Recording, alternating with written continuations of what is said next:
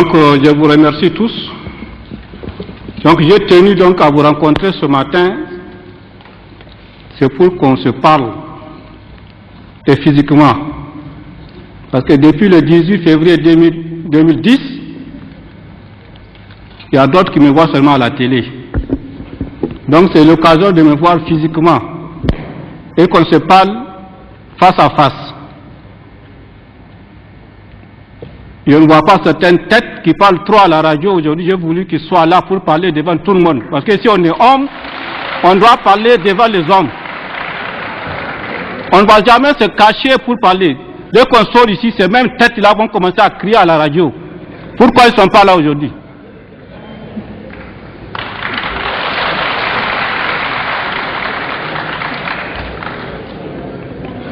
Donc je pense qu'on est assez grand et on doit être responsable de nos actes. C'est ça qui nous a manqué, c'est pourquoi nous sommes là. Sinon, les militaires ne seront jamais ici. Parce que nous fuyons nos responsabilités. On n'est pas capable de prendre nos responsabilités. Maintenant, il est temps que nous reprenions nos responsabilités. C'est pour venir au niveau assainissement. Je vais vous parler sur l'assainissement parce que ça vous intéresse beaucoup. Les gens qui pensent qu'on ne va pas faire l'assainissement parce que tout le monde est pourri. Oui, tout le monde est pourri. Mais il y a d'autres qui sont plus pourris que d'autres.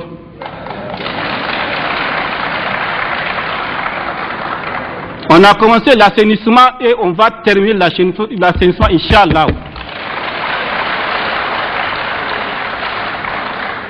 On ne fait jamais des omelettes sans casser des œufs. Mais si ça nécessite qu'on casse les œufs, on va les casser. Ça, c'est clair. On a commencé l'assainissement, ça fait à peine 2 mois. On a presque hier près de 2 milliards qu'on a récupérés. Et ça ne fait que commencer. Ce n'est pas terminé. Il reste encore jusqu'au combien là, le fin février. Parce que le 1er mars, on va vous remettre votre témoin. Donc pour l'assainissement là, je vous dis et je vous répète, c'est lui qui sait déjà il a quelque chose à payer, il n'a qu'à aller vendre pour garder l'argent pour aller payer. S'il ne paye pas, il va en prison. Et les gens qui pensent qu'on est en train de trier des noms pour le faire partir à la commission ou le faire des inspections, ça c'est un faux procès. C'est lui qui n'a pas géré. Comment on va le prendre? Comment on va faire pour lui qui a fait l'argent? Quand on vous appelle devant les inspecteurs d'État, pourquoi vous reconnaissez que vous avez fait l'acte et vous refusez de payer? Pourquoi? Vous êtes plus que qui?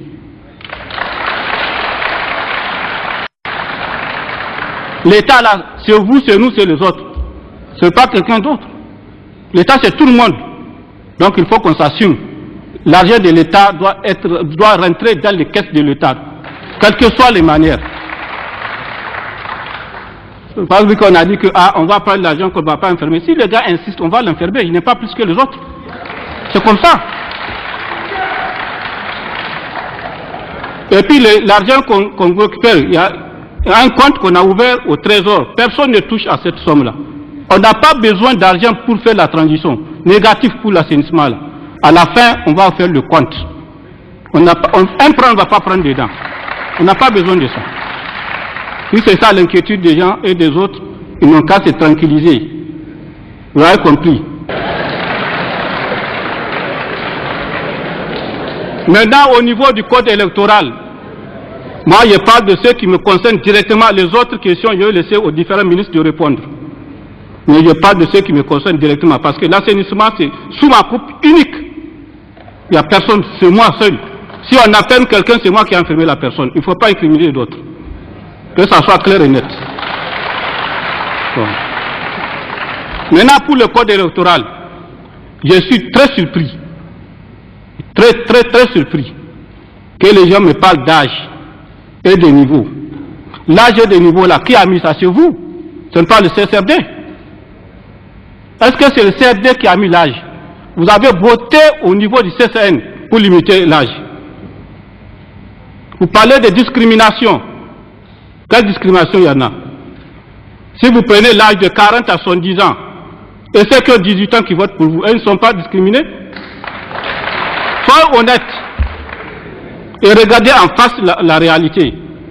Quand on parle d'assainissement, ce n'est pas seulement pour l'argent, c'est pour les hommes aussi et nos mentalités aussi. C'est ça la vérité. Mais dans tous les cas, moi je vous dis, et j'ai organisé cette rencontre-là, c'est à cause de la tenue du CCN qui se tient actuellement. C'est pour que ceux qui sont responsables n'ont qu'à aller là-bas. Il y a un site, s'ils ne peuvent pas aller, ils n'ont qu'à écrire. L'avant-projet de constitution est là-bas. Déversez vos idées là-bas. Discutez. Et ça sera couvert. Dans tous les cas, ça ne sera pas comme avant. Parce que ceux qui crient maintenant, au moment où on fait la délibération du code électoral, c'est eux qui ont parlé des âges, mais quand ils sont sortis, ils ont fait fi de ça.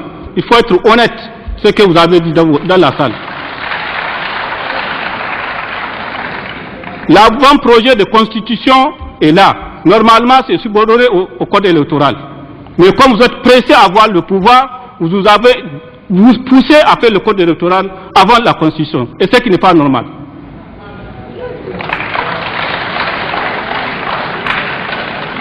On vous a dit on va vous donner le pouvoir, on va vous donner le pouvoir. On n'a rien à craindre. Si on ne veut pas vous donner, on va vous dire que nous on ne donne pas. Mais on vous a dit on va vous donner ça. Tranquillisez-vous. C'est ça notre problème au Niger. On est trop pressé. Et quand on est trop pressé et qu'on ne fait pas attention, on tombe dans un trou. Il y a d'autres qui parlent de deux projets. Avant-projet de semi-présidentiel ou présidentiel, je ne sais pas. Mais ça, est-ce que ça c'est le CCRD? Ce que moi je vous demande ici, vous êtes tous présents ici, les acteurs politiques, tout le monde est là.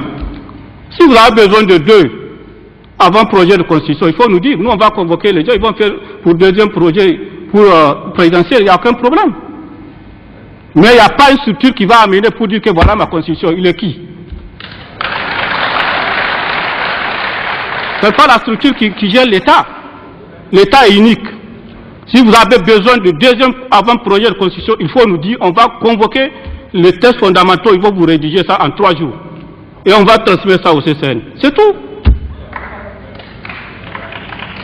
Comment les gens vont rédiger pour dire qu'ils ont transmis? Ils ont même entendu à la radio qu'ils ont transmis au CCRD. Nous, on n'a jamais vu ça.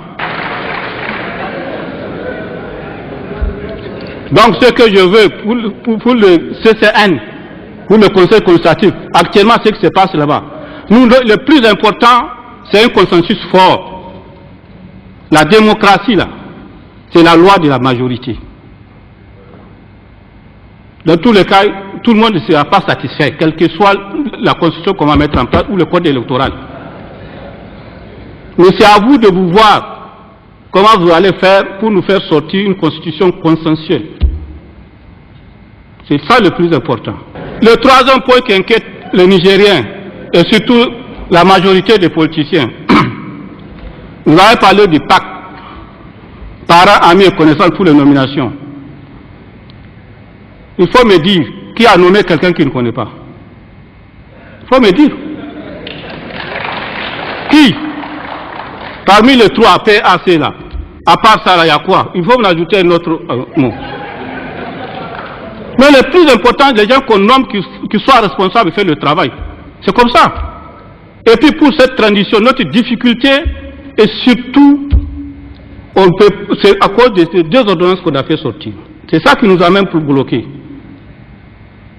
Parce qu'on voulait nommer des gens, et ces mêmes gens-là ils veulent aussi aller aux élections. Or, on dit que tous ceux qui viennent avec nous, ils ne vont pas aller aux élections. Comment voulez-vous que nous, on va vous nommer? Comment on va vous nommer? Vous pouvez vous créer des problèmes? Après 2 mois, 3 ans, vous allez dire que vous allez démissionner pour aller faire des élections? Si vous avez vu qu'on a mis des retraités, les gens qui se plaignent des retraités, là, les retraités aussi, c'est des hommes. Ils gèrent des familles aussi. Si on a nommé le maximum de retraités des militaires, c'est à cause des élections qu'on a fait ça, c'est pas pour quelque chose. On est même contraint de faire des nominations. Parce qu'on est obligé. Parce qu'on veut que les élections soient libres et justes. Certes, nous on ne connaît pas tous les politiciens, on peut nommer des gens qui font partie des partis politiques. Ça c'est normal, nous on ne les connaît pas. En tout cas, moi personnellement, je ne connais pas les partis politiques. La preuve, je ne suis même pas politicien. C'est le hasard qui m'a amené ici. Je vais faire ça juste pour 12 mois et terminer. Je vais parler un peu sur le rôle de l'armée. Il y a d'autres, ça ne les a pas plu parce qu'ils n'ont pas compris le sens dans lequel je l'ai dit. Quand vous partez à l'hôpital de Niamey, il y a combien de médecins militaires qui sont là-bas? Les travaux publics et les routes, vous avez le même diplôme. Sinon, ils ont même plus de diplômes que vous. Aux finances, aux télécommunications, on a des ingénieurs aussi. Mais on ne vous a pas dit de les appeler pour les mettre dans vos partis politiques. Mais si ça nécessite, il faut que les implique aussi. Ils sont des Nigériens comme vous. Bon, le dernier point, ou avant-dernier, c'est par rapport aux gens qui parlent qu'on a détenu le Albada Abouba. Moi, je dis le nom. Moi, je n'ai pas à cacher pour dire ministre de l'Intérieur. Et Albada est plus Tanja. Mais, pourquoi vous posez la question, pourquoi les gardes? Si on échouait le soir du 18 février, là, nous, on serait où?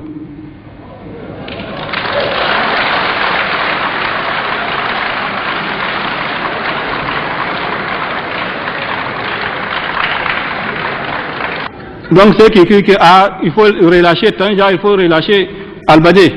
Nous, on est plus humains que les gens qui parlent comme ça. Est-ce qu'ils sont même pensés une fois aller voir leur famille chez eux? Les gens sont bien traités. On le dit, on le répète.